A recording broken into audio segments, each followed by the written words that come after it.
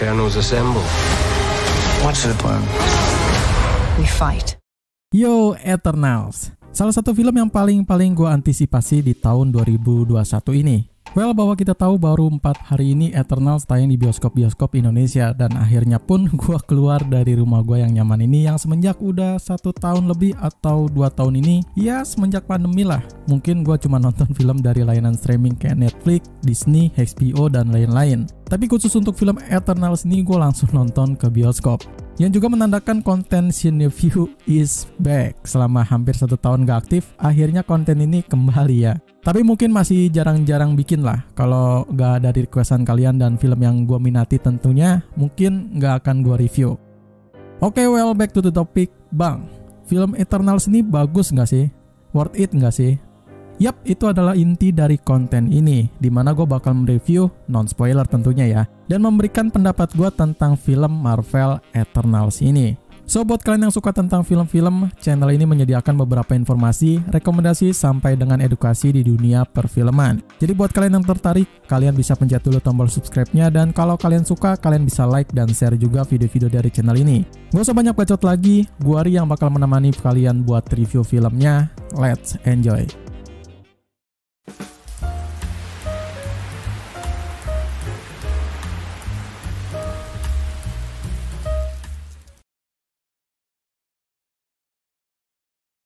Gue langsung mereview aja ya, dan gak usah ada embel-embel bumper mantap dan editing yang clean, just sharing aja gitu. Karena kurangnya waktu gue buat ngedit video-video di channel ini, jadi maklumin aja ya, sharing berjalan waktu aja lah.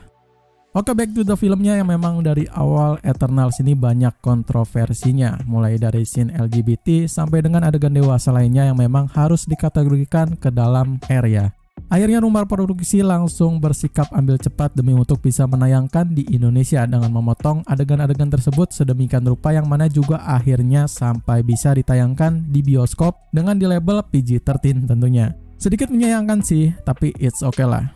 Film Eternals ini menurut gue yang paling unik ya dari beberapa film-film Marvel belakangan ini dan punya ciri khasnya tersendiri yang mana gue terlihat cukup enjoy pas nonton filmnya. Nggak tahu kalau kalian ya. Bukan berarti film ini bagus juga, tapi ya so-so lah. Karena memang di seluruh 150 menit lebih gue menonton film ini, ya memang cuma dihadirkan 30% action dan sisanya ya drama gitu.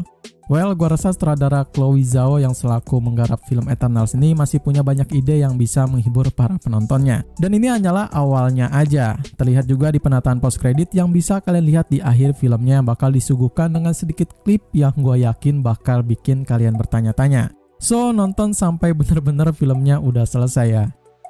Gue gak mau cerita mendetail di setiap scene per scene-nya, biar kalian aja yang langsung nonton ke bioskop. Well, ngomong-ngomong soal bioskop, kemarin bangku terisi penuh coy. Karena ya, protokol udah ditetapkan dengan tepat dan ketat, kenyamanan gak terganggu, dan cukup safe lah. Jadi gue rasa sih mungkin ini udah masa yang tepat buat kalian nonton lagi ke bioskop. Tinggal kurang-kurangin aja lah bergerombol buat beli makanan di tempat bioskop, oke? Sinematografi yang memukau mungkin bisa jadi penyelamat untuk film ini sih. Dari beberapa konsep cerita yang terlalu rumit antara Celestial, Deviant, dan Eternals. Eternals sendiri bakal menggunakan alur maju mundur dan gua rasa sih ini adalah awal yang bagus buat Eternals sendiri. Kenapa? Karena kita harus tahu juga asal muasal dari para Celestial, Deviant, bahkan para Eternals-nya juga. Yang mana gue cukup suka dengan penjabaran yang panjang dari Eternals ini. Tapi untuk sebagian orang tentang penjabaran dan cerita yang maju mundur ini mungkin kurang bisa dinikmati lah. Karena ekspektasi para penontonnya mungkin ingin melihat action yang wah dari para Eternals ini. Gue sarankan buat buang jauh-jauh pikiran itu men. Karena kalau kalian buang pemikiran seperti Eternals akan menjadi film dengan penuh action dan keren karena karakternya banyak yang OP, kalian mungkin bakalan merasa kecewa. Jadi selalu keep it mind, ini film adalah garapan sutradara Chloe Zhao yang terkenal dengan film alur lambatnya seperti film Nomadland kemarin yang cukup laris dan memenangkan beberapa penghargaan bergengsi. Jadi jangan berharap bakal punya porsi action yang lebih tinggi daripada dramanya, oke? Hal-hal yang seperti ini mungkin sebagian orang memang kurang bisa diminati, yang mana juga mungkin ini penyebab rating Tomatoes memberikan tomat busuknya untuk Eternals. Buat gua rating ini bukan jadi acuan filmnya bagus atau enggak ya, Karena yang menilai bagus atau enggaknya sebuah film adalah bukan dari para reviewer seperti gua maupun Rotten Tomatoes. Semua itu bisa kalian simpulkan dari pendapat kalian sendiri, makanya gua selalu bilang langsung tonton filmnya ke bioskop. Dan jangan menjudge filmnya jika kalian belum pernah nonton ataupun belum pernah tahu filmnya seperti apa. Orang-orang reviewer dan penyedia rating cuma bisa jadi informasi kalian tentang filmnya ini. Jadi kalau gue bilang filmnya buruk dan kurang bagus, jangan langsung kalian simpulkan seperti itu ya. Karena selera orang menonton film pasti berbeda-beda. Seperti cara biasa kalian melakukan sesuatu, pasti juga kan sebagian orang berbeda-beda. Demikian juga film pun juga begitu. Nah, kan jadi ngelantur gue ngomongnya. Gue yang memang jujur bener-bener bukan fanboy dari MCU merasa ini film tuh mungkin bener-bener berbeda dari MCU lainnya seperti yang gue bilang di awal. Tapi masih punya koneksi dan sinematografi yang sama dengan MCU lainnya. Bedanya mungkin ini memang menggunakan latar tempat yang benar-benar di tempatnya. Apa tuh bang? Yaitu tempat yang memang bukan memakai teknik CGI yang selalu dipakai di film-film Marvel lainnya. Kalau kalian lihat gurun gersang di filmnya, ya itu asli gitu. Hutan belantaran yang indah, itu pun juga asli. Dan pantai yang tenang dan keren pun itu asli juga. Jadi Chloe Zhao yang mungkin bakal merombak abis-abisan untuk mengambilan gambar, ide, dan action yang baru untuk MCU.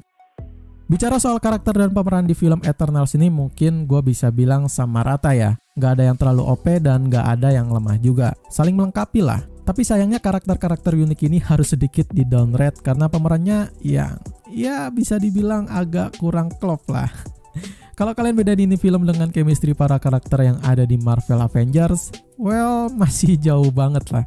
Mungkin hanya beberapa yang bisa menyatu dengan karakternya. Gue gak bilang jelek maupun kaku ya, tapi agak kurang menyatu aja. Dan sekali lagi gue mau mengingatkan, keep it mind, kalau film ini adalah film pertamanya. Kita bisa nilai kalau film ini udah mencapai film kedua sampai ketiganya, oke? Yap, secara keseluruhan gue personally suka banget sama film Eternals ini. Yang mana ini mungkin tipikal film gue banget. Karena memang gue suka dengan film-film yang memedulikan ceritanya dibandingkan dengan actionnya.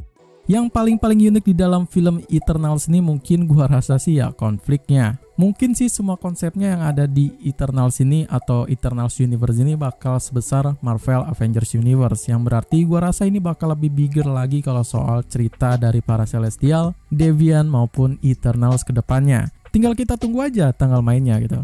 Dari beberapa trailer yang diberikan sama Marvel sendiri bahwa Eternals ini sering banget dan kuat banget dikaitkan atau disangkut pautkan dengan para superhero Marvel Avengers. Dan gue nggak tahu ini kedepannya bakal ketemu sama karakter Marvel yang lain atau enggak. Kalau kalian tahu dan dapat info lebih lanjut mengenai rumor atau spekulasi ini, kalian bisa share aja di kolom komentar ya. Biar gue juga bisa tahu gitu kelanjutan film ini. Maaf nih, gue memang bukan bener-bener fanboy dari Marvel Cinematic Universe. Lebih tepatnya ke komiknya gitu.